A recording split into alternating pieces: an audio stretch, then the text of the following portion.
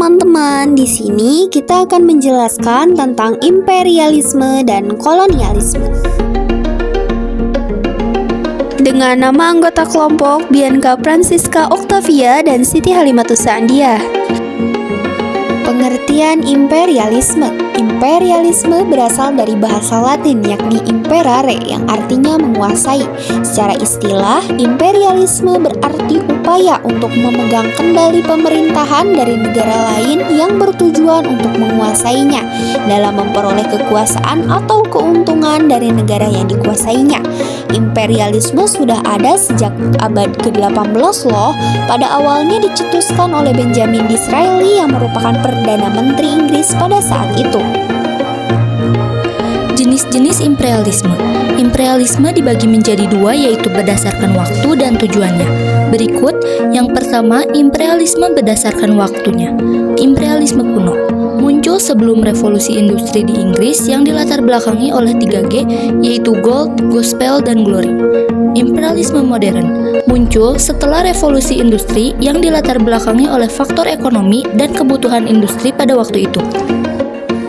Yang kedua, imperialisme berdasarkan tujuan. Imperialisme politik untuk menguasai seluruh kehidupan politik suatu negara.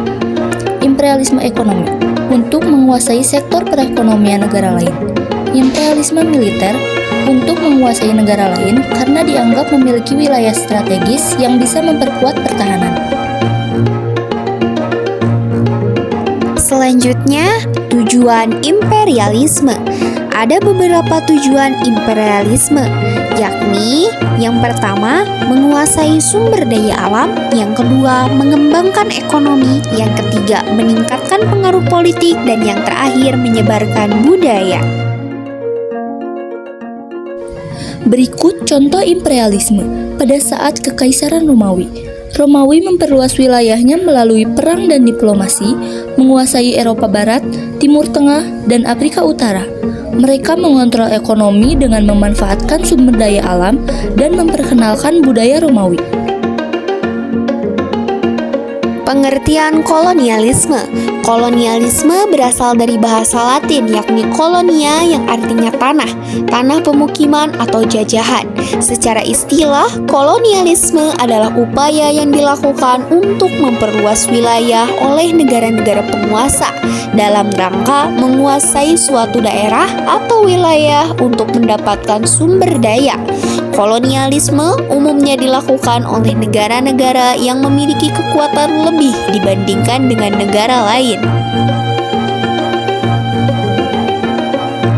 Jenis-jenis kolonialisme. Yang pertama, koloni eksploitasi, yaitu menguras habis sumber daya daerah jajahan. Yang kedua, koloni penduduk, yaitu dilakukan dengan mengusir atau menghilangkan penduduk lokal di suatu wilayah.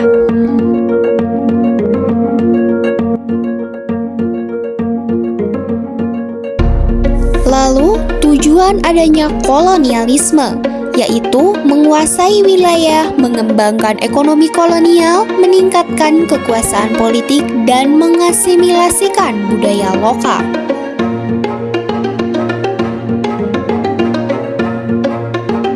Berikut contoh kolonialisme pada saat Belanda di Indonesia.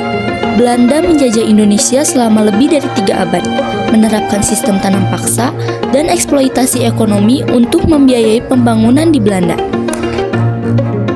Terdapat dampak dari adanya kolonialisme dan imperialisme, yakni penindasan dan eksploitasi penduduk lokal, pengambil alihan sumber daya alam, penghancuran budaya lokal, dan keterbelakangan ekonomi juga politik. Kesimpulannya, imperialisme dan kolonialisme adalah praktik kekuasaan yang memiliki dampak signifikan bagi negara-negara yang dijajah. Imperialisme bertujuan untuk menguasai sumber daya alam, mengembangkan ekonomi, dan meningkatkan pengaruh politik. Sedangkan kolonialisme bertujuan untuk menguasai wilayah dan memerintah penduduk lokal. Keduanya dapat memiliki dampak negatif seperti penindasan, eksploitasi, dan penghancuran budaya lokal. Terima kasih, thanks for watching.